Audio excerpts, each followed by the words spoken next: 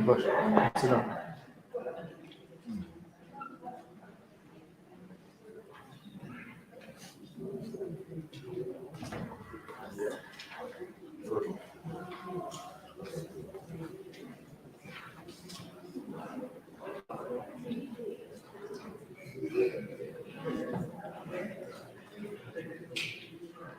All right, good evening, good evening, good evening. How's everybody doing out there? Good, okay.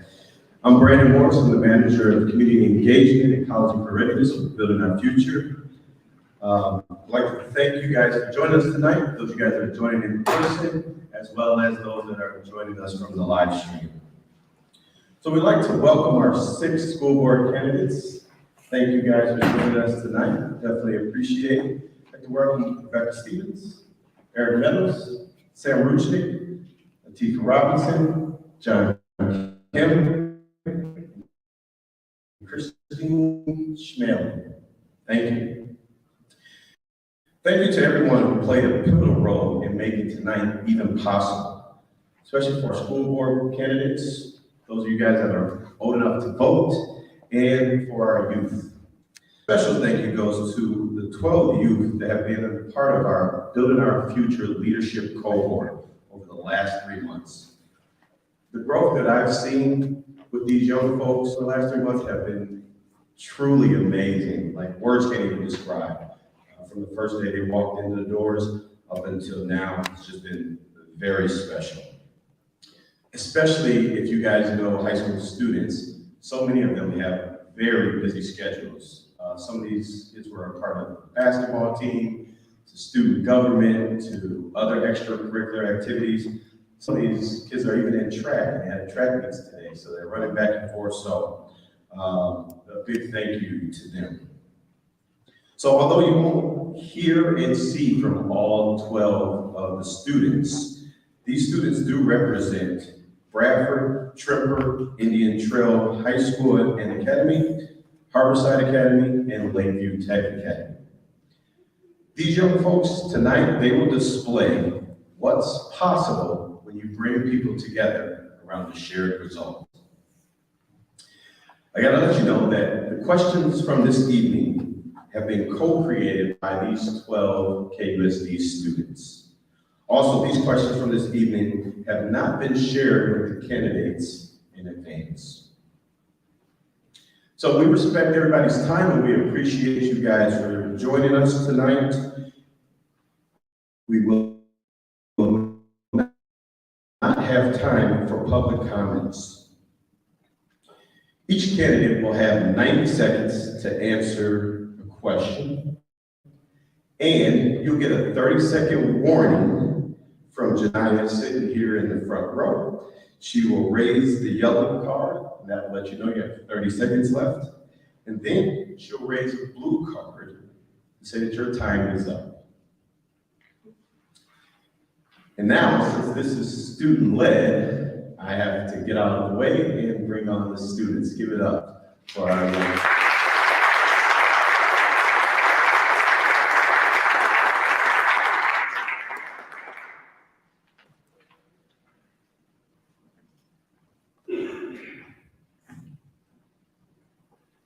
Hello everyone and welcome to tonight's Youth Town Hall. My name is Leo Ruffalo and I'm a junior at Tremper High School. Tonight's Youth Town Hall is hosted by a group of KUSD students representing Bradford, Harborside, Indian Trail, Lakeview Tech, and Tremper High School. This Youth Town Hall School Board Candidate Forum is supported by Building Our Future, a local movement with a clear purpose: helping every child succeed in school and in life from cradle to career, regardless of race, zip code, circumstance. Hello and welcome again. I'm Ariana Urban and I'm a junior at Bradford High School. Building Our Future is filled with new youth-focused initiatives in 2022, including tonight's Youth Town Hall School Board Candidate Forum. Centering the voices of the students who are impacted by these decisions is essential to our community. We assure you that throughout our 3-month leadership cohort, we took the preparation for this Youth Town Hall very seriously. Mr. Morris served as the role of convener and neutral facilitator during our leadership cohort. Basically, we kicked him out of the way so that it was youth-led. But looking back on it, we sincerely appreciated his guidance from time to time. Tonight's Youth Town Hall will hopefully get more people involved in upcoming school board elections and inspire people to continue their interest in future elections and/or decisions made around what's best for our educational learning environment. Please note, building our future does not endorse any individual candidate. We will now turn it over to Kayla as she prepares the candidates for the opening statement.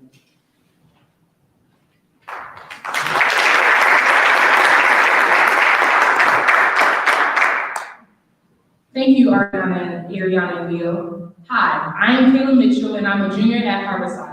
Now for what we've all been waiting for opening statements. You will have 90 seconds to answer. This question will be answered first by Rebecca Stevens.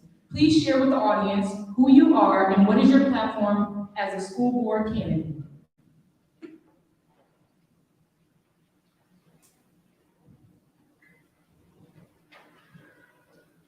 Well, thank you, and I'd like to say thank you for the wonderful opportunity with your students, and I think this is such a fabulous idea. My name is Rebecca Stevens. I've been on the school board for many years. I want to continue my service because I believe in you, the kids of this community. I believe in our ability to come together and solve the real problems that we all face, and how important it is to make sure that we share our love of education and support our students. So one of the platforms that I have regarding students is I want the board to start meeting with students in each high school at least once a year. We did this back in the day. I found it very effective because sometimes there is a breakdown between the students and the school board. And we do have a school board ambassador, so I would like to challenge you all to sign up for that too, because you're doing the good work and we need that. So I'm here because I care about kids and education and supporting and doing what I can for my community. Thank you. Hi, my name is Eric Meadows. I am the father of a KOC student. I have a daughter that's a junior at Indian Trail High School. I decided to get involved in the school board race because I want to make sure that my daughter has the best possible education. I wanted to get involved to try to make a difference on behalf of my daughter and all the other students at Indian Trail. I want to be an advocate for the parents of the community who deserve a voice in their students' education. I want to advocate for the students themselves who have a right, regardless of their background, to graduate KOC schools with a fantastic education. I want to advocate for the teachers themselves who are overwhelmed right now and they deserve the community support. And I want to advocate for the taxpayers themselves who have the right to know that we are spending the huge budget that KOC has prudently and wisely. So I am passionate about education. My daughter is my entire world, and I want her to be successful. And if we as a community can make these schools even better, that's what I'm going to fight to do. Thank you. Muy buenas tardes, amigos y vecinos. Me llamo Sam Ruchnick, soy candidato para la posición de orden de directores de las escuelas aquí en Kenosha. Soy padre en el distrito y también enseñé matemáticas el año pasado en el intro. Ahora en inglés. Good evening, friends and neighbors. My name is Sam Ruchnick. I'm a dad in the district. I taught math at Indian Trail, and I'm candidate for school board. Just want to encourage everyone to get out and vote on April 5th, whether it's for me or someone else. Appreciate everyone showing up. I'm running for school board because teaching last year and the many books, studies, and pieces of literature that I've read on the situation paint a very dire picture. We have 20 years of bad national education policy coming to a head with a pandemic. The situation is pretty dire for teachers and students alike. I'm running my campaign on a nonpartisan, bipartisan, better together kind of spirit, because I see the issues that we're facing as too challenging to address if we're divided. We have to come together to address them successfully. Thank you. Hello, everybody. My name is Atifa Robinson, and I'm running for school board because I want to work on the achievement gap. And I realize that our Black and brown students are having some challenges around math and reading, mental health, and around learning loss before the pandemic and during the pandemic. And so if elected, we want to make sure that we, provide curriculum that will address once the learning loss, some, emotional and social, emotional skills, and then make sure that everybody has equitable resources for parents to be able to teach their kids to succeed and to thrive. Thank you. Hello, I'm Grandmaster John Kim. My family has been part of this community for 3 generations. We have been an institution of Kenosha instructing martial arts and have made black belts from every school in Kenosha County District. I believe it's my duty to serve the will of the community that has supported me for generations. My platform is Bring Back the Basics. Hi, I'm Christine Schmeling. I don't have any kids in school at this time, nor do I plan on it actually. But my daughter went to Lincoln here and was very successful. My other daughter went to K-Tech, so right next door. They graduated and did really well. I was very excited about being part of KUSD, and now I feel like I need to give back to the community. I feel like parents need a voice. I think our board needs to be fiscally responsible and not increase taxes when we can increase academic success without doing that. I also feel students and families need input, parents, teachers. I want to support those, just the triangle effect of students, parents, and teachers. I'd rather see not so much government involvement in our schools. And I think I want to really focus on the unfinished learning that is going on. Some people call it achievement gap. I like to call it unfinished learning on every spectrum. Black and brown students, white students. So I think that's where my main focus would be for the school board. And of course, our number one would be student academic success.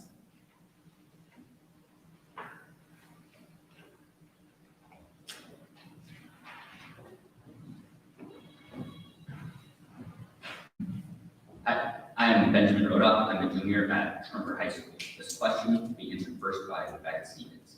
With COVID as a prevailing concern, how do you hope to address public health measures in our schools moving forward? So public health issues in our school moving forward. Well, I'm going to continue to do what we have done following CDC guidelines. We do this all the time in our schools with different outbreaks and things that happen. There's been many of them over the years that I've served on the board when my kids were in KUSD. And the best thing we can do is follow that guidance that they share. I'll give you a quick example. At one point, there was issues with hepatitis B, I believe it was. And we could no longer bring homemade treats into the school. So that was a big deal for a lot of the kids and families, believe it or not. They like to be able to do that. But it was something that we knew we needed to do to help keep our community safe and strong. And so I will always be looking at what the guidance is from the health department and working our best to make sure everyone is feeling safe and healthy in our school system with the least interruption to education as possible. Thank you. Thanks for the question. Prior to COVID, never before have we as a society demanded that our schools and our other institutions guarantee our health and safety. It's never happened before. My daughter has gotten colds and the flu at schools before. Never once did I think in my mind that this was KUSD's fault. It's not up to the school to guarantee the health of our students. They can't do that. That's a task way bigger than any school district can tackle. I am very opposed to mask mandates, particularly among kids who are not particularly susceptible to COVID. We can allow them, and I think we should even encourage them, but never should we mandate that. These are personal decisions that families need to make for themselves. And that's what I would fight for. If this surges again, I would not want to implement mask mandate again, nor would I want to implement virtual-only school like we did before. The academic success of the entire district has suffered because of this virtual learning or this hybrid learning environment that we tried to do in these last couple of years. We cannot do that again to our kids. It has destroyed their academic achievement and it has destroyed their mental health, and I will not stand for that. If we deal with something like we've had to deal with, first off, when it comes to masks, I think it's a lot easier now to comment on it. And the board had to make a lot of difficult decisions, a lot more unknowns than we have now. That being said, something that I've been opposed to from the start and that I hope never comes back is hybrid learning. I cannot speak badly enough about hybrid learning. The idea of having to teach two classes at the same time simultaneously, one to the screen, and then like, messages are blue, blue, blue, blue. Mr. Sam, I don't get it. And they're like, Mr. Sam, I have a question over here. It's like, well, where do I go? Where do I go? And every day, you're disappointing students. Virtual, the way that we implemented it, I'm also a critic of. That being said, I think that there are some successful ways of implementing virtual, looking at the way that different districts did across the United States. New York City did what KUST did at the start, asked the teachers who wants to be in person, who wants to be virtual. And then the in-person teachers were inside the schools, sort of acting as more of a caretaker role. It wasn't ideal. They got burnt out too. It was a bad situation. It was a bad situation all around, nationwide. But one thing I want to avoid is hybrid at all costs, and definitely avoid the virtual platform that we have. One that I like is one that's less synchronous. Instead of being there, 7 hours in front of a screen the entire time, give an assignment. Maybe be like, hey, email me when you're done, or submit it, and you don't have to check in unless you need help. Something like that. Thank you. Hello, everybody. For me, to address public health as we move forward is to make sure that we have a timeline and a roadmap that explains clearly the language of if surge hits, what it will look like. And at that time, we would talk to leadership and the board will come together to come up with a plan that would look to tell us when we would go virtual, when we would stay in person. The goal is to keep kids in school and we want to keep everybody safe. So we will work closely with the public health department to make sure that we're looking at data properly. We will look at the CDC guidelines to make sure that we're following those guidelines. But we want to make sure that we're implementing plans, one, to make sure kids stay in school, two, to keep everyone safe, but then to make sure that it is a clear, transparent plan that everybody can see and locate it and review. Thank you. Can I ask you a few questions just so it's more fresh? Yes. With COVID being a concern, how do you hope to address public health measures in our schools moving forward?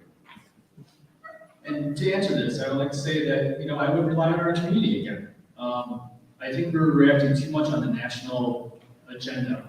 And then listen to our medical experts that are local again. We did not do that at all. And then also, other piece would be put student mental health just as important as the physical health. We had a lot of mental health issues that went on, and as far as the board goes, they didn't react to that. We were the last ones to take off masks. We were also, when we were reacting to all these things, we were reacting to these national things, and it was very late. So I would say that, again, let's think about what we can do for our community, not what we can do on the national level to show our, to bow down to the mandates.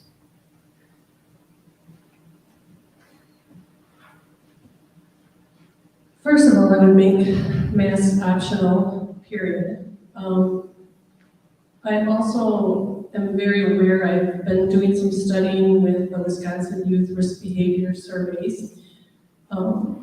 They haven't been able to do them this year, but they did last year. And 1 in 2 students reported anxiety. That's an increase of 39% to 49%.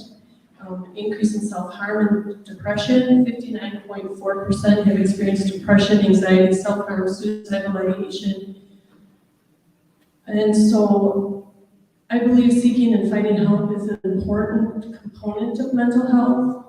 Fewer than 1 in 4 stated if they were sad or empty, hopeless, angry, or anxious, that they were they weren't able to get help. 66% of LGBT students feel they never get help. And if they do go for help, they go to a friend or a sibling. They only go to help for a parent 33% of the time. So I think our focus really needs to be on mental health. I am a nurse. I'm not a mental health nurse. I'm a critical care nurse. I'm a cardiac nurse. But I've been a nurse for 29 years, and I know what it means to advocate for family members, for students, and for those you love. And I feel like that needs to be more of our focus. I think that's about it. Thank you. Thank you.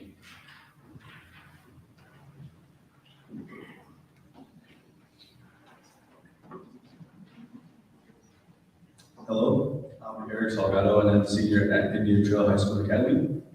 This question will be answered by Eric Meadows first. How would you continuously incorporate the student voice in setting education policy? That's a fantastic question.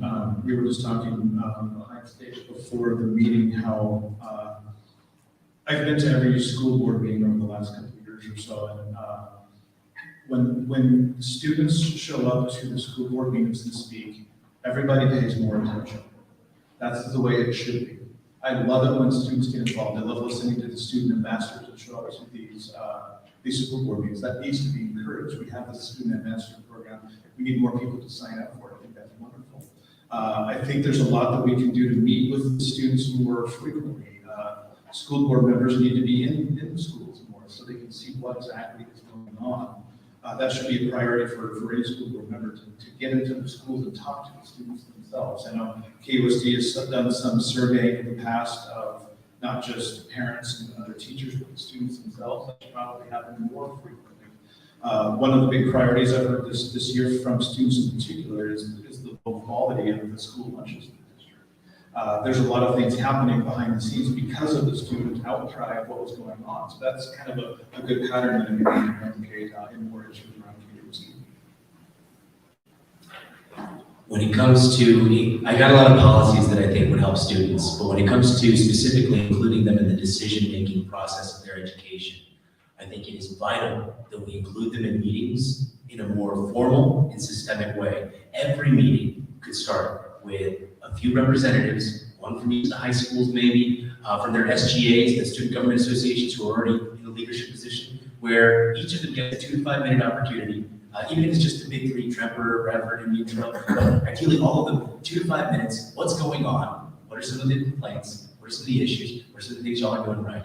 Additionally, I'd like to see a student survey specifically for students in response to what's your teaching environment like? What's your school like? What's your experience like? And I would like these questions to be phrased in a way that can be done over time so that we can measure metrics over time. Surveys in general are great when you target them, and not just to students, but for teachers, but for parents, or for administrators, so that you get specific voice and specific feedback from for all stakeholders. In addition to that, well, I guess I'll talk about the policies that are going to be student friendly, but those are some of the leadership opportunities that I'd like to see for students in the district. I think a way to encourage student voice is, one, I do agree with, continue the role as student ambassador. That's going to be critical. I also believe in student government. That helped me get to the role that I am. I started in student government, was a secretary of my school, and I was able to change some things in my school. But I also believe in helping kids and encourage them to sit on our standing committees that we do have. There's a youth that reached out to me, and we've talked about curriculum and how health can impact the outcome. So I think that's the other place, is having students sit on those standing committees and be an advocate there. Also get involved in community conversations. Those community conversations can help bring issues to the board so we can change things. So I think those are the ways to empower students, teaching them leadership, dedication, and guidance, and what governance is about, but also teach them what the school board policies are and what we do and how they apply to the district. Thank you.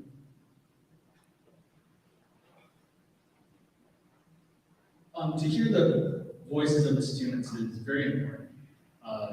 I would say the biggest thing that we can do is, number one, listen to them. And how do we do that? There needs to be a structured way for them to be able to contact us. So student government is another way to do that, and make sure that they have maybe a seat at the table on these board meetings. So making sure that they're involved every time, and that they're being represented by their government within each school. Also, make sure that, I know that Eric has done substituting, and I'm signing up for substituting also, but for us to go to them and be available to them. And the other thing is just be available in general.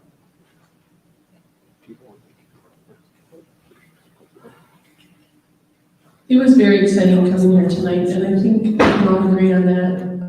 This is the second meeting where we're all in attendance. There's been several forums throughout the city, and we were invited to most all of them, all of us. And here we are, all of us. So we do value students, and we wouldn't be sitting here if we didn't value you.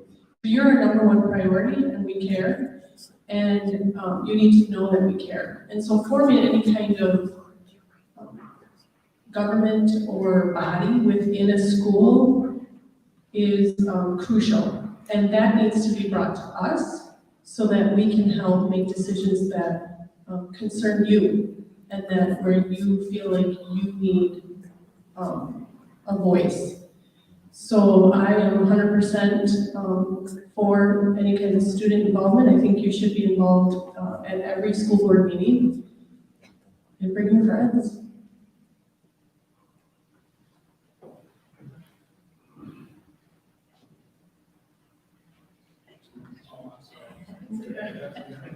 My turn, right?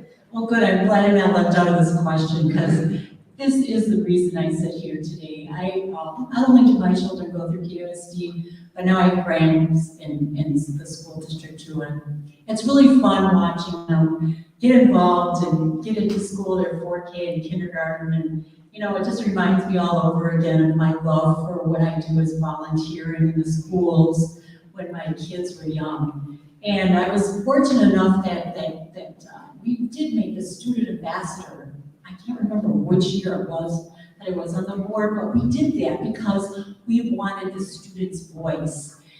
We know how important that is, especially at the high school level where you've had some experience and you have some really good information to share with us about what's going on in our schools. And that's why I would propose also once every year at least, visiting each high school, every high school, Rutherford, Harborside, Bradford, Indian Trail, did I forget something? Tremper. Okay, it's important that we get out and hear our students' voice so we can stay in touch with what the issues are in their schools, but in their lives too. And just making them understand that we are here as a service to make sure your voice is heard as well. So thank you. Great question. Thank you. On to the next question.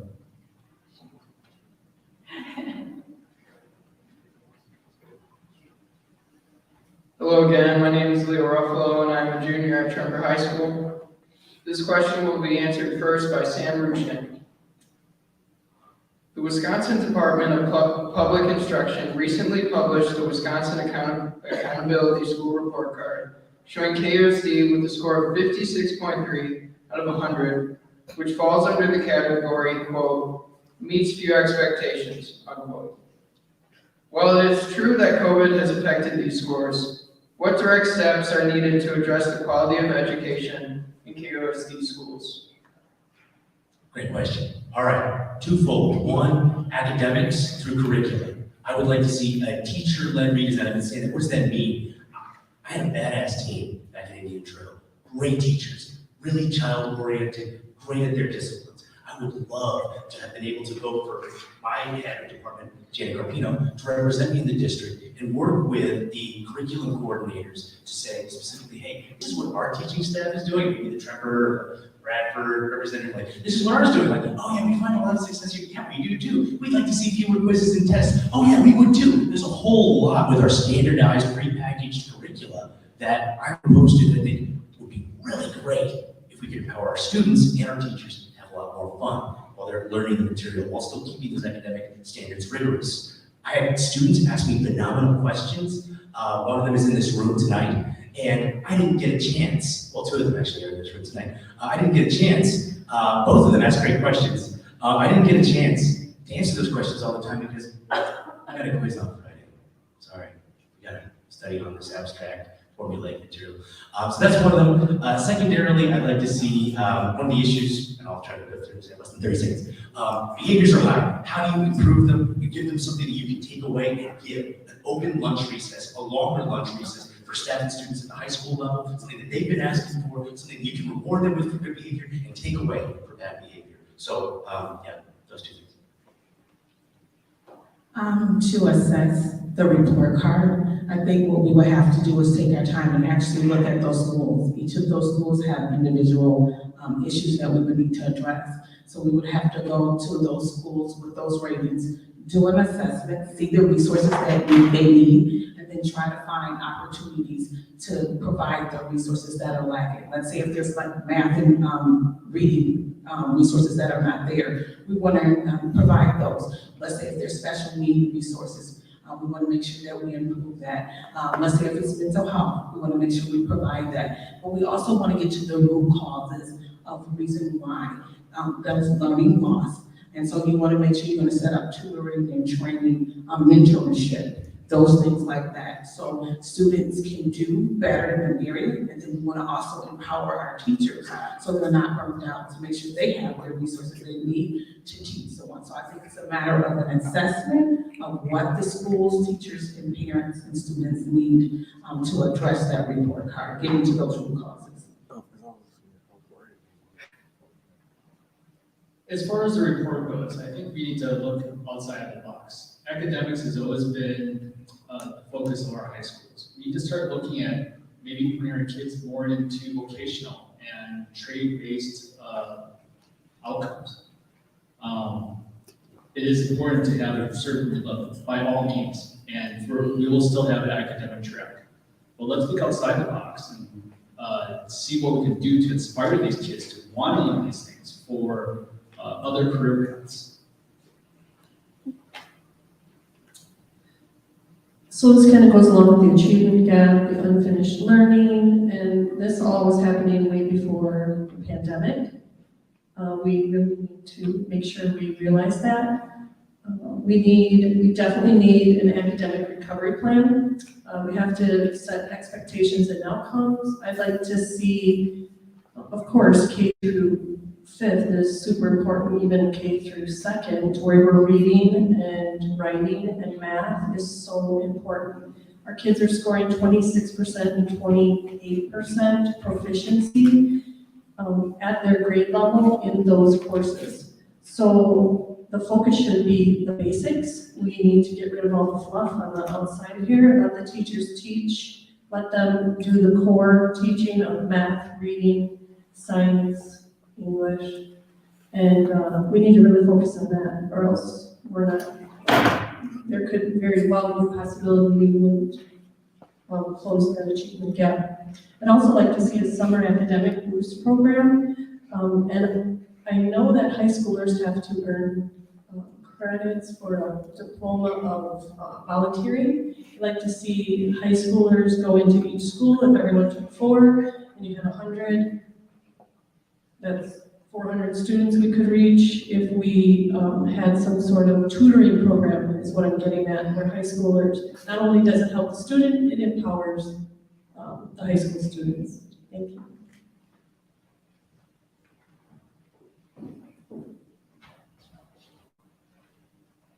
So as far as those test scores go, those are from during COVID, correct?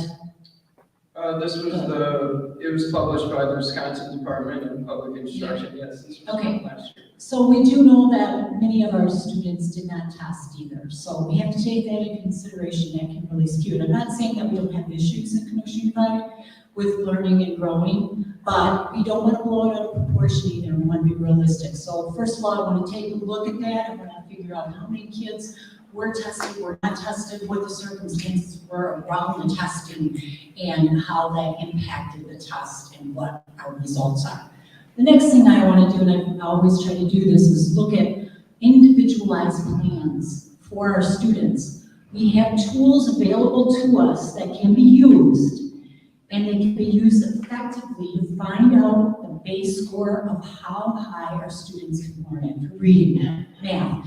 We should be looking at that, and then we should gear that plan to hit where they're at, and with the growth mindset attached to that. Okay, so you might be here reading, we want you here. What will it take to get you to that level? How do we inspire children to really get into their learning, their reading, their maths? You do it by setting goals and celebrating each victory, and that starts at a very young age. And we can do this in this district. It's already being done in some of the schools, so we need to replicate that because it works. I don't think anybody in the community would find the DPI score acceptable in any way. I think that's something that deserves a lot of attention.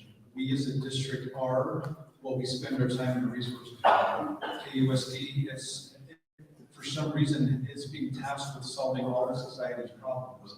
KUSD cannot fix broken homes. They cannot fix crime. There's a lot of things that KUSD cannot do. The purpose of KUSD is to educate our kids on reading, writing, math, art, science.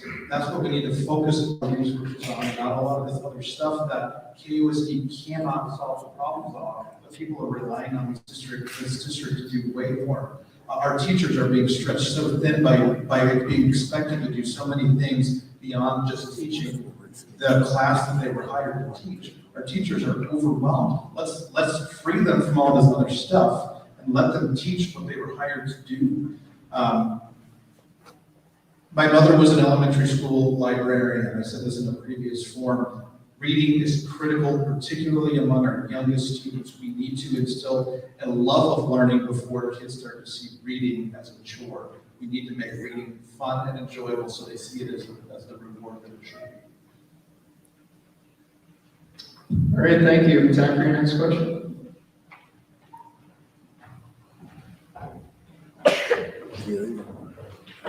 Hello, I'm Marcia Fuller, and I'm a junior at Brown High School. This question will first be answered by Atifa Robinson. Issues with discrimination in KUSD, including but not limited to the basis of gender, race, and sexuality, have been prevalent. What is your solution to these inequalities within our school district?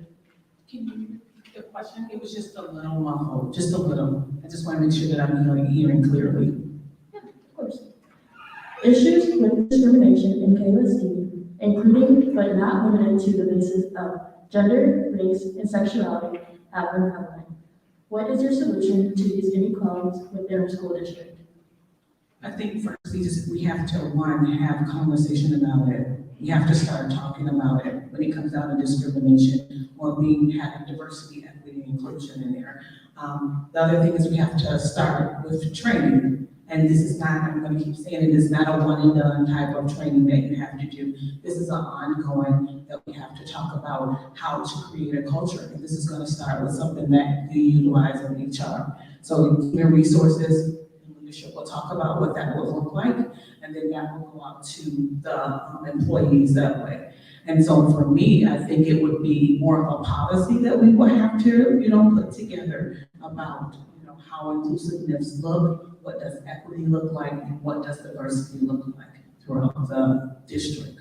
And that would include students as well. And I think that's where those community listening sessions come in, to where people could come in and talk about what is diversity, equity, inclusion to them. And I think that's where we will start conversations, training, and then continuing to build an action plan and doing the work.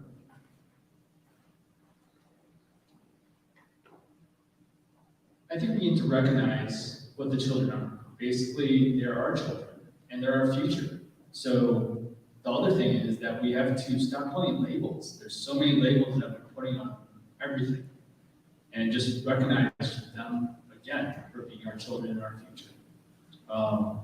Don't give them the opportunity to find all those labels and put labels on other people. And then also give time for them to be part of these electives in schooling and give them time to maybe even self-reflect instead of these study halls, and do an unplugged time and give them time to either meet as a group or for them to meditate on their own?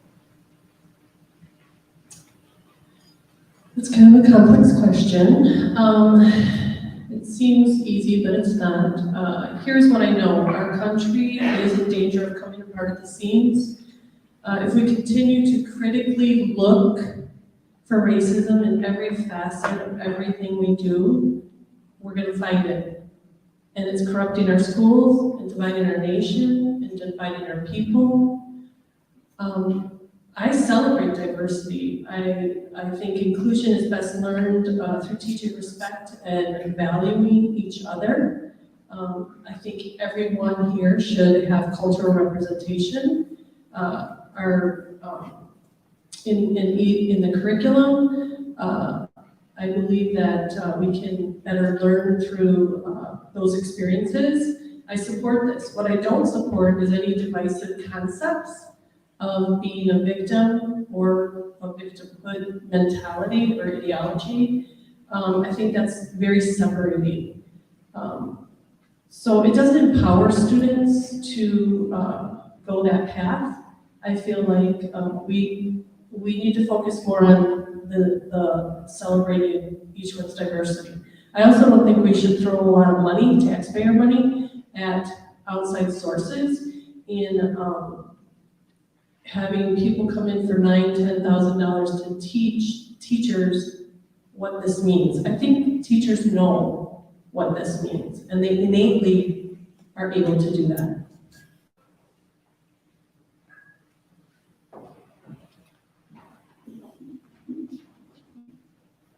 Thanks, great question. I'm gonna kind of repeat what Atifa has shared with us, because this is a plan that I believe in, and we have to have these courageous conversations, and we need to have them as community members, and we need to listen to one another and respect each other from no matter what background we come from. There are a lot of students that face a lot of trauma, and it impacts how they feel. Do they feel safe in school? And if you're a person, a brown or black person in school, I've heard many reports that they don't feel as safe as they should. This is not okay. We need to look at it in depth, and we need to get the training we need, and we have to be courageous enough to have these powerful conversations so that we can better understand how it feels to not feel safe because of the color of your skin. It's not okay. So we all need to work together on that, be able to come together, have small groups, breakout groups, large groups as a community.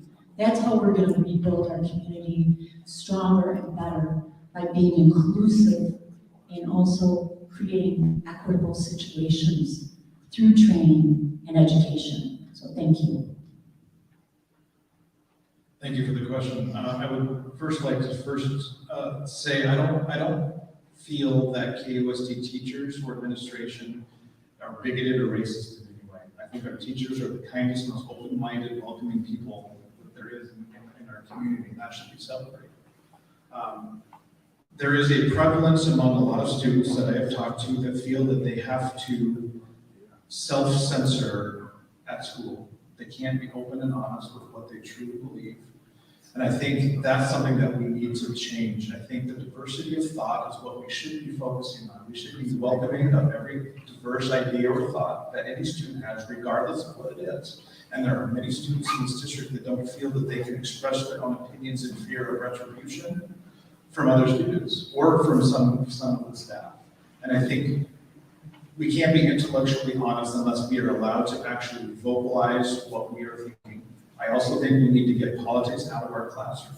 I don't think we need to know what any teacher believes politically. That's not the purpose of any teaching, is to indoctrinate our kids. We need to teach them the basics and allow kids to explore their own opinions and their own ideas. 90 seconds to address 2 questions that can't be addressed in 90 seconds. Courageous conversations is valuable, especially from the leadership. Want to see them having tough conversations, being asked everywhere from silly and offensive questions to respectful questions, so that they know how to respond to it. And they're able to give their teachers help when a teacher comes to them with an issue that teacher might not know how to address. Sex and gender studies, the class that I took in college was extremely informative. I learned a whole bunch of things that I did not know. It was primarily based around consent and respect, something that students have asked for before, that I'm a big advocate of. I would like to see people know accurate terminology so that we can talk about these things in an informed way, while also being told and emphasized, which sometimes goes contrary to what we see in our media, whether it's music or TV, consent and respect, seeing every individual, regardless of gender or sexuality, as a person worthy of respect. Ethnic studies class, another thing that's been brought up before by students that I'm a big advocate of. I would love to see an inclusive space for our students to learn about our multi-ethnic history, the multi-ethnic history that makes our country great, Black and Native American history, as well as the history by Irish, Japanese, Chinese, Italian, Jewish, Muslim Americans. All of us have gone through different hurdles, and understanding our different histories in an inclusive, respectful, and historically accurate space is vital. I think that students would be well served by this.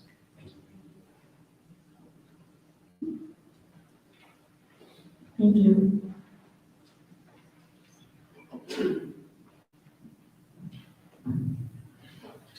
Hi, I'm Ariana Irvin, a junior at Bradford. This question will be answered first by John Kim. In what areas do you believe more funding should be allocated, and where would you pull that funding from? I would say we should start with the ESSER funds, right? And the ESSER funds, we should put first and foremost to mental health, bringing our kids back, getting back engaged, getting them back into school, dealing with depression, anxiety, all these things that happened before COVID. The other thing is put that money towards learning recovery. Due to masking, we have toddlers that are way behind what they should be, and also I think every student has been at least a year behind in everything that we're doing. And then give teachers funds or a budget of classroom things that they pay for on their own. Set them up for a few years. Let's get some, tissue paper or something like that. Just make sure that they have enough for the next few years. Set them up. And then also let's put this money towards labs that we can put for tech labs and stuff like that for the future. Again, kind of going for the more vocational and the tech and trade jobs.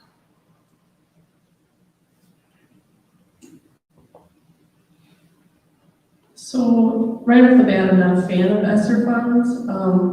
This is money that was given to the district in I think a sum of about 74 million. And that money has to be paid back, not paid back. In essence, someone will pay for that in the future somehow. So it's either our children, our children's children, our grandchildren. So now that we have the ESSER funds,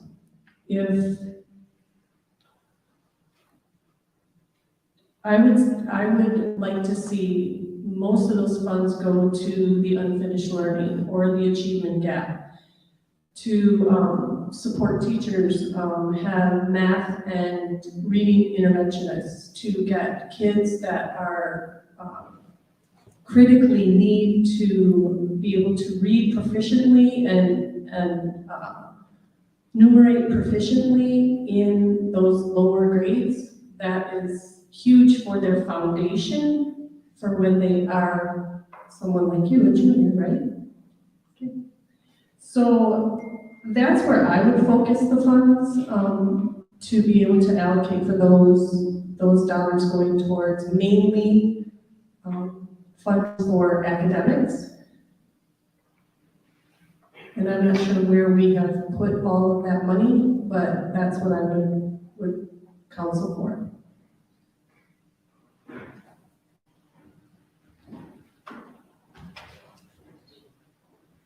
Ariana, could you repeat that question? Of course. In what areas do you believe more funding should be allocated, and where would you pull that funding from? Yeah, that's a great question, and it's a difficult question too, because our funding situation is based on what the state and federal government give to us. And we have been in a shortage with funding coming through from the state for many years now. So right now, at our state level, funding is available. There's $3.8 billion in reserves. The issue that we're having is our governor, Tony Evers, has been able to put forward a proposal, $700 million for all the districts in the state of Wisconsin. So, but it's voted down by the Republicans at the top level of the state because they have more votes and they can just say, nope, we're not going to do this. Which is really sad because that money would be allocated for special education. So special education is one of the most expensive areas we have in our budget, other than actually employment and health insurance and all that. Because kids have higher needs, it takes more time, more energy, some medical stuff, it's very expensive. If we could get more funding there, that would free up funding in other areas, and that way we would be able to be much more successful with our budgets and meeting those goals, educational goals that we need to meet. We have to have the funding to do it. We have to be prepared to break down the budget like Beth and they have done over the last couple of months. So we're making progress, but we need more money in the special education funds. Thank you. This is a great question. I think the reason why anybody sends their kids to school is to prepare them for further schooling in the future or a career. We need to increase the funding that goes directly towards actual academic achievement. There's been a big learning loss because of COVID. I think we need to spend some significant amount of our ESSER funds on closing that gap that students have lost because of COVID. We need to catch our students up. That hasn't happened, and we need to do that. We need to go into our students to prepare them for the future. There's a lot of things that KUST does that does not increase the academic achievement of our students, and that's where I pull the money from. It's not necessary for KUST to do so many other things that they don't have to do because it's not actually achieving the core goal of educating our kids on the basics. Question again? Sure. In what areas do you believe more funding should be allocated, and where would you pull that funding from? Thank you. Generally, in a normal space and not having learned about our imminent deficit, more teachers and support staff, just compensation for our teachers, so an increase in teacher pay and more prep time, generally. Having been a teacher last year, I felt the strain under the current asks and the current compensation that you don't align. Also, special ed has been historically, it's a mandate that's not funded. We do have a surplus at the state level, we'd love to see it. I feel like it's bipartisan. We can all agree that special ed would be a good thing to fund, I would hope, we'll see. And extracurricular opportunities. However, getting back to that deficit, how are we going to address this deficit in a way that we can still improve the situation while facing limited financial flexibility in how we do it? Specifically with the ESSER 3 funds that are going to be used to, I think to a certain extent, plug in elements of the deficit that won't be able to be plugged otherwise, or any increases in the deficit, I believe, in understanding how that works out. But specifically with the ESSER 3 funds, I think they should be set aside for extracurricular activities for our students, both academic and social, so that after school we have teachers who are no longer willing to volunteer to run clubs after school, pay them a little bit so that they stay after school and run these clubs in addition to funding the other extracurricular activities, and a teacher stipend. These are one-time funds. So I would love to see a teacher stipend to say thank you to the teachers for all that they've done for our community during this pandemic. Thank you. Thank you for the question. For me, that is hard because knowing the deficit in our budget, we would have to definitely sit down with leadership and we would have to be strategic of what that would look like. But if the deficit was not there, the goal would be to look for additional funding somewhere else where we would go and utilize grants. Or we could pull from the ESSER funds. And what that would look like, I can say, address the long-term school plan. We enclosure, because we know that when schools were closed, there was some learning loss.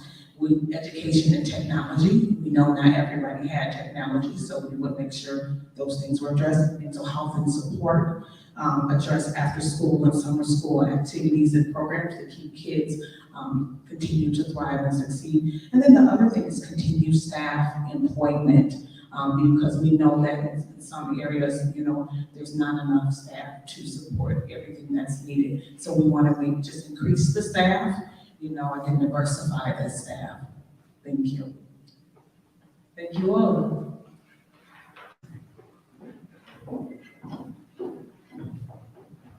Hello, I'm Mayor Kaufman. I'm a senior at Indian Trail. This question will be first answered by Christina Schmidt.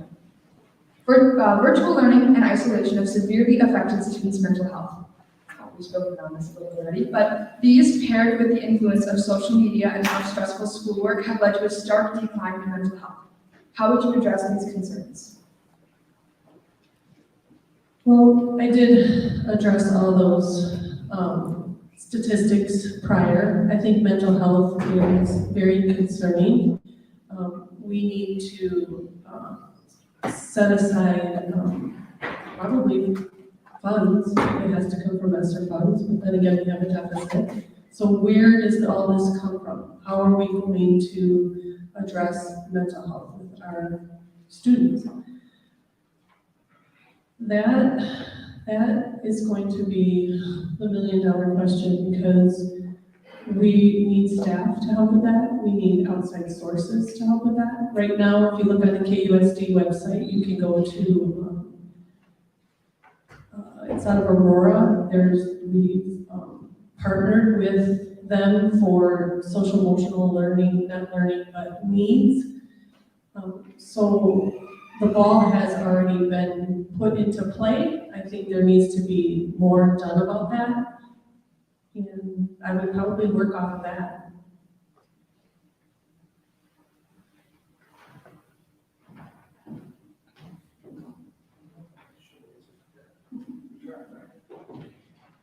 Would you just repeat the question? Virtual learning and isolation have severely affected students' mental health. These, paired with the influence of social media and our stressful schoolwork, have led to a stark decline in mental health. How would you address these concerns? So yeah, we're definitely at a new low for issues with mental health. And I think that everybody has some kind of probably anxiety based on some of the issues we've had to deal with the pandemic and the concerns with health and families' health, and it takes a lot out of you. So one of the simple things that I did through COVID and that I've seen work effectively with my grandchildren and other children is learning how to take a moment and just breathe and just focus for a couple minutes on your breathing. It's amazing what a great reset it is for your brain. And we can teach these self-regulation tools very inexpensively. You can learn them from a Calm app. There are just different things you can do, but we're not exposed enough to that type of culture and embracing it, because it does help. The other piece with just basically looking at the holistic person, and your mind is such an important piece of who you are. We haven't honored that in our society. Depression, we've ignored. Oh, it's not real. You're not cut, you're not bleeding, you can't see it. It is real, it's very real. I think a lot more people have experienced it. So those healthy eating habits, the exercise breaks, if you're sitting in a classroom, taking a moment, breathe, rejuvenate, get some fresh air, some sunshine. And we really do, and I'm sorry, we have to address the social media, because it is playing into our schools in a huge way, in a very negative way. So we have to teach how to use it responsibly. And it's no one's fault, it just happens so fast that we haven't been able to keep up with it. But we have to have real conversations around that. Thank you. This is a great question. There's a very famous study that shows the number of mental health cases over time mirroring almost exactly the availability of iPhones over time. I think that's proving exactly what you said, that social media has taken a hit on the mental health of our kids. Further studies of this virtual learning environment over the last couple of years has also proven to be a detriment to our students' mental health. As I've been substitute teaching around the school or around the district in multiple schools, I've noticed that almost every single student has earbuds in the high school, and they're looking at at their phones while they're doing their work in their class. So our kids are constantly stimulated, nonstop, all day long. There's never a time when there's quiet and a time to get away from screens and technology. We need to teach technology for the future, but we also need to give our kids some time in school to get away from the screens completely. Let's get physical books back in the hands of our kids. But there's something tactile and amazing about reading an actual book that is mentally beneficial. We need to get back to that. Kids learn better with a combination of technology and good old-fashioned learning. We need to get back to. That's what I would advocate for. Solutions for mental health, specifically for students. Quiet time or meditation period for a minute or two, a few minutes at the start of the day. Many studies indicate that this improves academic outcomes as well as student behaviors. Teacher-led redesign a curricula focused on shortening, gamifying, and de-standardizing school curriculum. Maybe with the final exams, if we still maintain those standards, we're not a lot of unnecessary, arguably busy work to get there. More resources for mental health, but more time and space for students to use the resources that are currently available. I took several of my classes to their counselor or to the psychologist, and there's no time for it. They can go before school, they can go during their guidance period, during lunch, their 30-minute lunch, or after school. They don't want to hang out with grown-ups during their precious few minutes of free time. We need to make more space and set it aside for these kids to take advantage of the resources that we have while trying to bring more in. And lastly, something that students have asked for that I think would be very valuable is a 60-minute lunch recess for staff and students. We might not be able to provide prep or more pay for teachers within the current deficit outlook, but Wisconsin DPI sets aside 30 minutes of student recess to be counted towards instructional time. It would not make the day any longer by guaranteeing that every student got their full 30 minutes of recess. Thank you. For me, I would start with just defining what mental health is and defining it in a way, because some people don't understand what mental health is. So mental health includes our emotional, psychological, and social well-being. It affects how we think, feel, and act. It also determines how we handle stress, relate to others, and make choices. And so when you define those things for students, it makes it easy for you to come up with plans. I know with one of my daughters, I have two daughters that are in Harborside Academy. Going virtual was great for my 12-year-old. She loved it, and she was a straight A student. But for my 14-year-old, that was a nervous thing for her with technology, even though she used technology all day. So what I had to do, it gave her some type of anxiety. We went to the library, we got books, we reached out to our physician just to make sure she was okay. But then I also let her know that it's okay not to be okay. And so think about it with her peers. There were peers that she heard things like virtual learning is not okay. And so she was thinking she would not be okay. So we have to be careful of what images are on Facebook, what things that she saw in different social media sites, and you have to be willing to have those conversations to talk through those things with your kids. And before you know it, her anxiety about being on virtual learning actually went away. So I think it's more so, one, defining what mental health is, going to your physician to assess is it something more serious or just stress of coping because you're scared or you're nervous of new things. And then if it's something serious, get mental health resources that list. And then we have like PSG resources like that in that school, or talk to a teacher or an advocate about resources. Thank you. I think mental health is probably the most important thing we have to focus on. How can we expect our kids to be academically healthy if they're not mentally healthy? I think that's paramount in what we need to do. We need to get these kids confident, strong, focused, disciplined. Also, I think the idea of them being involved in the community is another thing that we want to do. Make them involved, get them away from these phones, make them interact with real people. Also, the idea of setting aside time, again, unplugging from, and put it during their day, a study hall, whatever it is. Make up a system where you can have them put their phone away, and then they have to unplug and then sit down and maybe just meditate, or the idea of, self-assessment. I taught a winter intensive, and one of the things that was very important to me was having the kids sit down, close their eyes, and meditate for 5 minutes. That's all I asked for.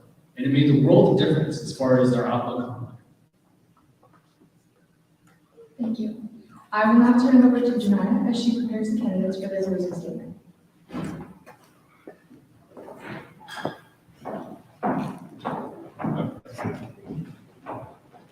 Slight change, we have one more question.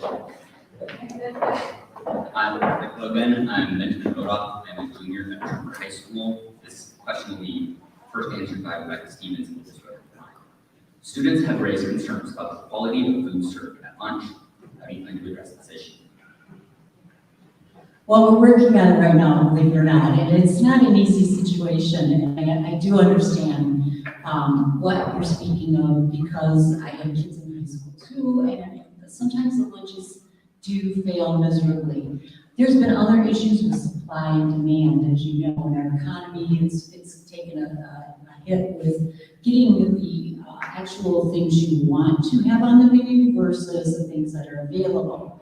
So I would say we continue to monitor that and look at the opportunity. Is there an opportunity of the culinary program over at ITA? Is there an opportunity to do something more with that kitchen and the supplies and create something there?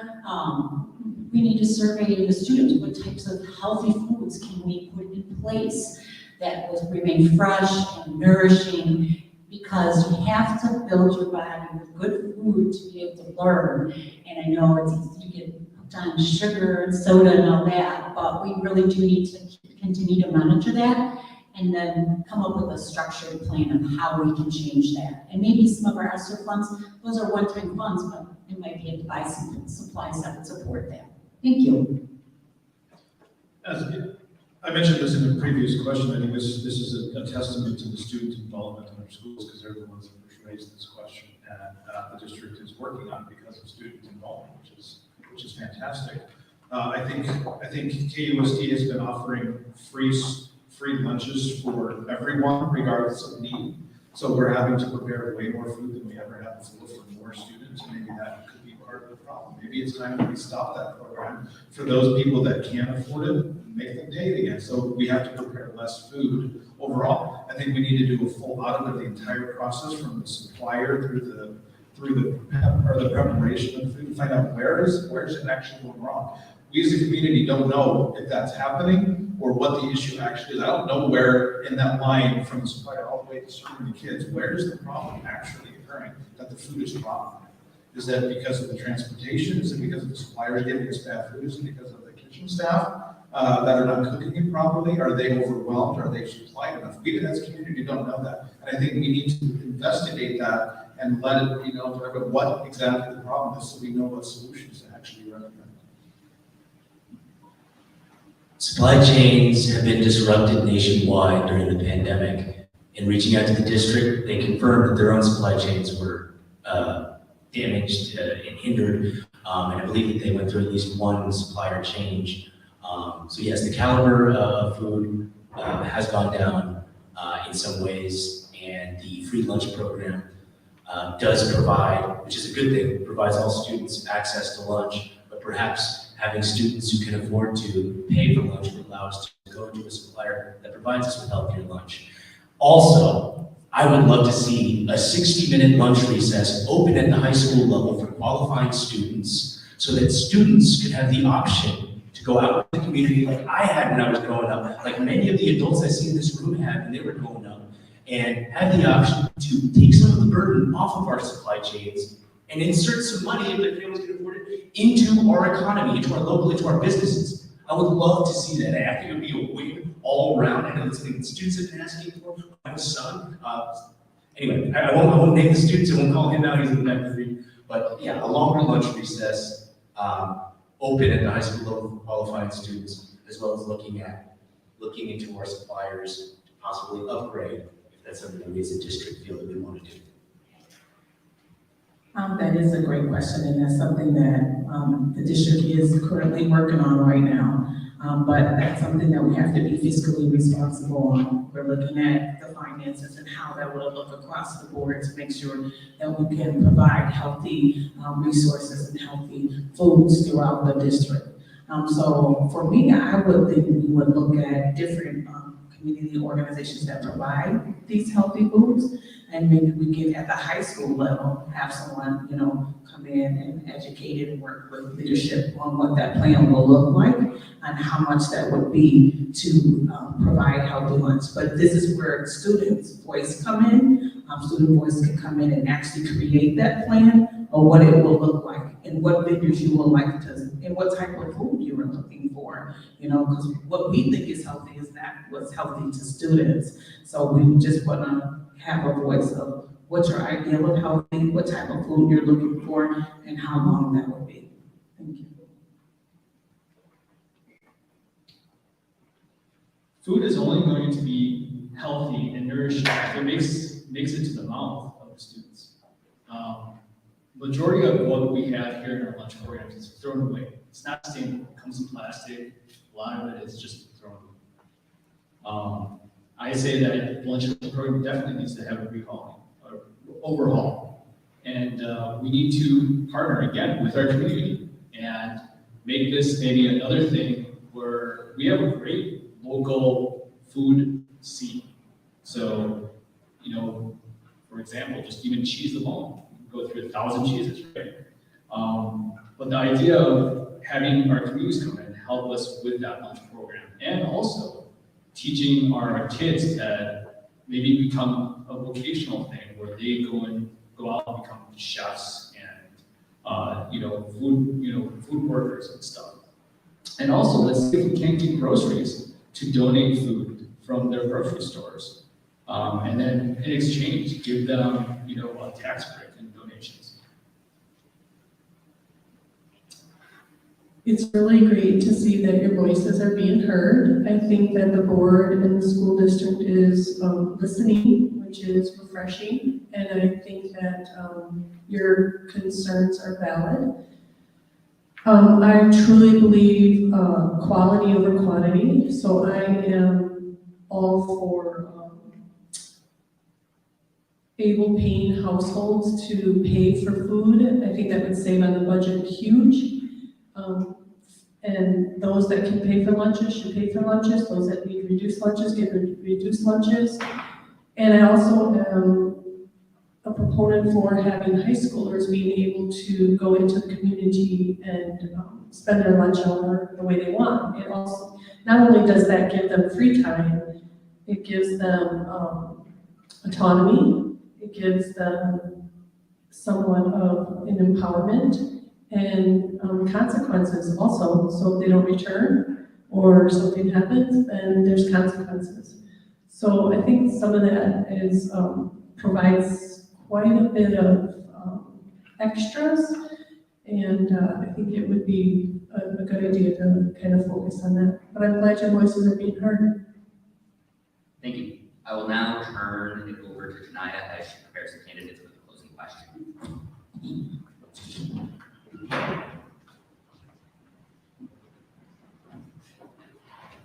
Thank you, Ben. Hi, I'm Janaya Parks, and I'm a junior at Bradford High School. Now for the closing statements. You all have 90 seconds to answer. This question will be answered first by Rebecca Stevens.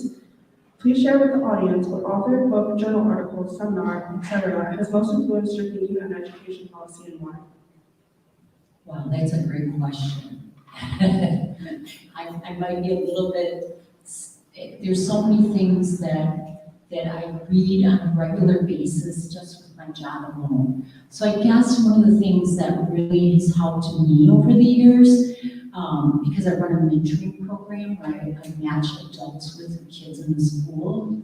So I think that type of building those relationships.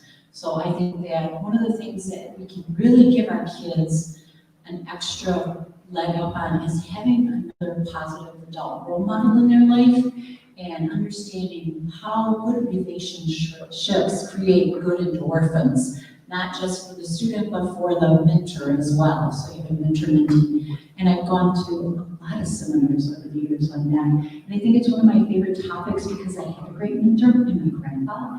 And I think that intergenerational piece is so important and sometimes so overlooked because we live now in a time where more generations are living in the same space. And it's really important to understand the benefit of give and take between those generations. So yeah, that's definitely my favorite part. So thank you, great question. Can you repeat the question? Of course. Please share with the audience what author, book, journal article, seminar, etc. has most influenced your thinking on education policy and why? That's a great question. Professionally, I am a project manager, an IT project manager. So I manage projects that implement technology using organizations from different teams and resources to implement some kind of technology solution. My specific training and seminar that has been most influential to me is something called Agile Project Methodology, which focuses on incremental improvements. And whatever it is that you're trying to improve, so if we're trying to improve efficiency, instead of setting one giant goal and working towards achieving that big goal, you break it up into smaller chunks. I think we as a district have lots of big goals that we need to be focusing on, which is great. But how do we get to this big goal? We need to break it into smaller chunks and achieve incremental improvements in everything that we do. Is there ways that we can do things more efficiently and more effectively? Can we get information to the students more efficiently and more effectively and make these small incremental improvements, not just once, but multiple times over and over, so we can eventually achieve the big goals of educating our kids, but we have to break this down. So that's what I would say. I was in the Marine Corps prior to getting into teaching. There's a commandant's reading list where every Marine, even the 18-year-old boots, have to read a book and write a little bit about it.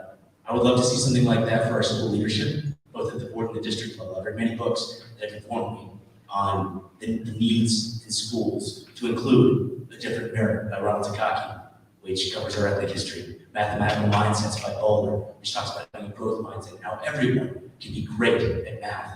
The Knowledge Gap, which addresses what we normally call the achievement gap, by Wexler. Create Schools by Robinson, who talks about the value of enjoying the educational experience and how academic outcomes on standardized tests even improve with an enjoyable learning experience. But to answer the question directly, the piece of literature that's most impacted my thoughts on policy that I think everyone who's involved in the education sphere should read, because it paints out the true enemy that we are all opposed to, which is our policy shortcomings, The Death and Life of the Great American School System by Ravitch. Don't know her first name. But yeah, highly recommend a reading list for leaders and The Death and Life of the Great American School System for all school leadership. Question one more time, down this way. Yeah. No, it's okay. Please share with the audience what author, book, journal, article, seminar, etc. has most influenced your thinking on education policy and why? I would have to say, I went to a seminar around growth mindset. And I actually have a book about growth mindset, actually in my book. And I'll tell you why, because I'm currently a nutrition administrator through UW-Madison School and Division of Extension, and I manage Racine and Kenosha County.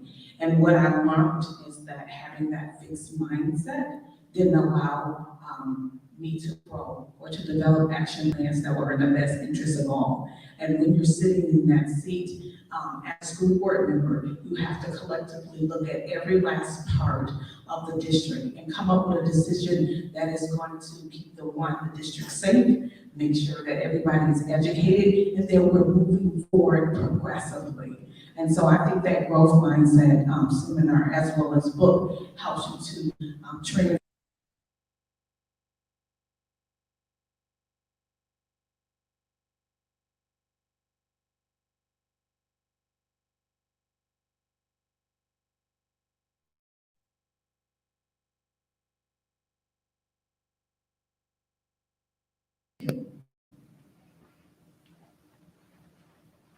I would have to say, when I went to Korea to get my Grandmaster belt.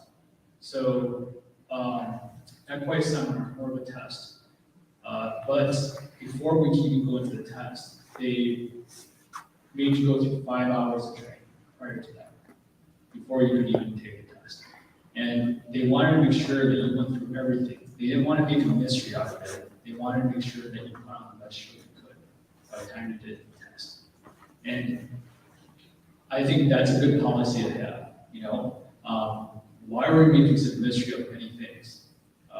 We should have structure and make things known very clearly, have a very transparent way of doing things so that everyone can understand. So there's not this leap of knowledge that they have to make to get there. Recently went to Nashville to a conference regarding parent involvement in schools, just stakeholders in general, just talking about how we can better improve our schools to support our students or our children. It was very opened my mind to some different things regarding schools and the way maybe a student may think. I also have been looking at McKinsey & Company. They do some studies on the achievement gaps. They break it down to socioeconomical, they break it down by race, they break it down by primarily your zip code. So that is a very good reference in regards to being knowledgeable about some of the studies that have been going on regarding post or pandemic learning, virtual learning, and mental health. So I've been looking at some of those things so that I can educate myself regarding how to pursue that when I'm bored. Thank you, guys.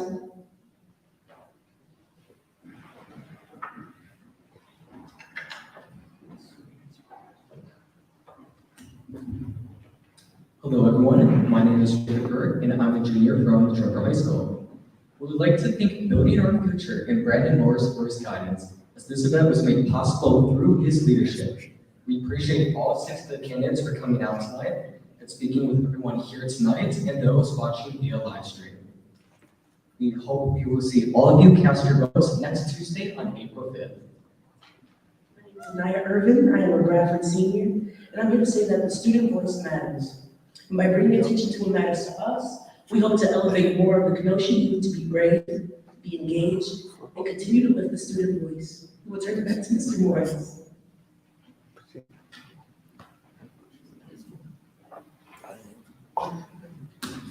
Let's give the candidates a round of applause.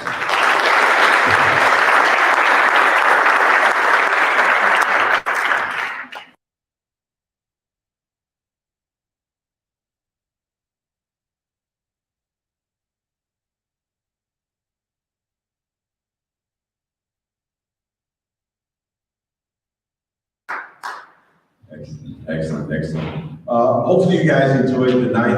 Hopefully you guys had fun with it. Again, candidates, we appreciate you guys. Everybody that made this night possible, again, we thank you. Thank all of you guys that showed up in person. Thank all of you guys that are watching via live stream. Again, over the last 3 months, these students have shown some amazing leadership. And for us to allow the students to lead the way was definitely eye-opening for me. Building our future for the rest of 2022 and moving forward, we're going to continue to be intentional to bring the youth to the table, to lift their voice and empower them moving forward. So again, thank you to all of you. And actually, I want to bring all the students out here so you guys can see them all together. And we're going to call them. You guys, come on.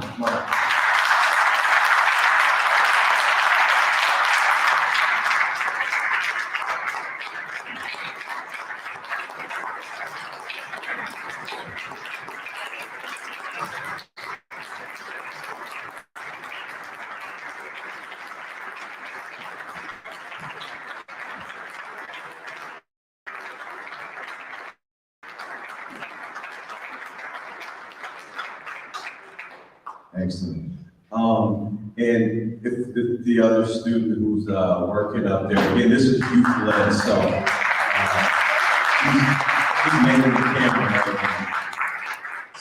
So not with us tonight because there's an all-county track meet is Alana Carmichael, who's a senior at ITA. And a senior as well, Duran Green, a senior at Lakeview Tech Academy. So those two are now with us. On the camera right now is Mayor Kaufman, senior at ITA.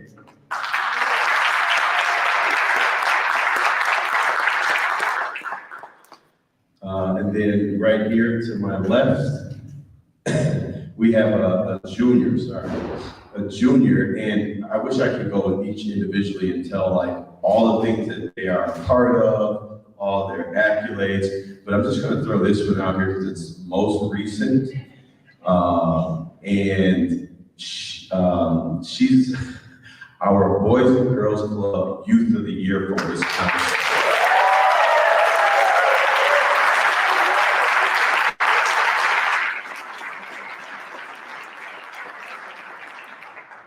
This is Kayla Mitchell, a junior at Harborside Academy.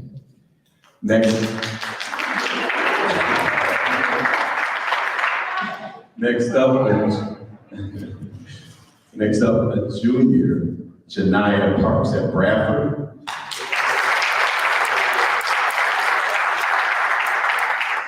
A junior at Bradford, Marciara Fuller. Hopefully I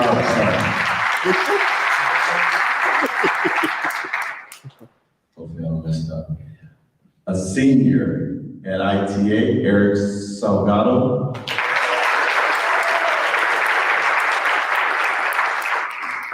And if you notice my wardrobe change, garments.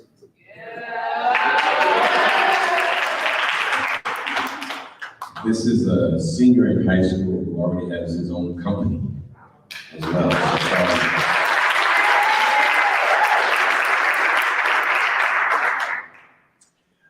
Then next up we have Leo Ruffalo, junior at Tremper High School.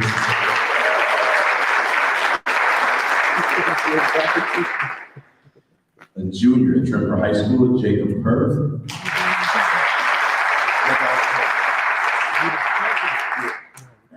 Ben, the last name, sorry. A junior at Tremper High School, Ben sorry. Say it, I'm sorry. It does matter, it's your name, say it again, pronounce it. Ben Rodoff.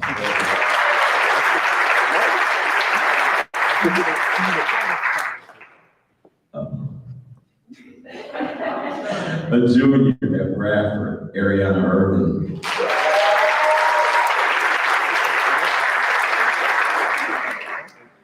And a senior at Bradford, Anaya Irvin.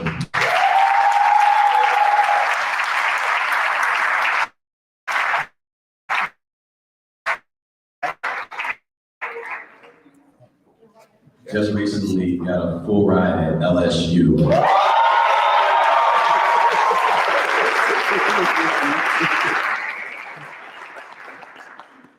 So again, these are our youth who led the way the last 3 months and came up and made tonight possible, crafting these questions, having some great dialogue. So let's give one last round of applause for our candidates.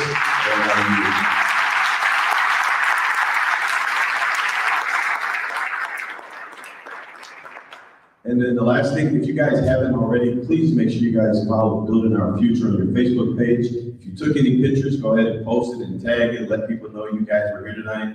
And if you're not following us, please follow us and stay up to date on things that are going on in the community and that we lift up throughout the months. Thank you, everybody. As always, be well.